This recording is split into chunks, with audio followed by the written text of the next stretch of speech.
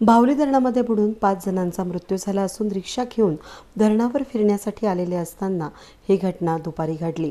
मृतांमध्ये 2 तरुण आणि 3 तरुणींचा समावेश असून स्थानिक आदिवासी नागरिकांच्या मदतीने मृतदेह बाहेर काढण्यात आले। यामध्ये नातेवाईकांनी इगतपुरी ग्रामीण रुग्णालयामध्ये एकच गर्दी केली होती। गोसावीवाडीमध्ये या घटनेमुळे शोककळा पसरली। इगतपुरी तालुक्यातील भावली धरणात नाशिक रोडचे 5 जण बुडून मृत्यू झाल्याची धक्कादायक घटना घडली। हे दुर्दैवी असून नागरिकांनी काळजी घेणं गरजेचं आहे।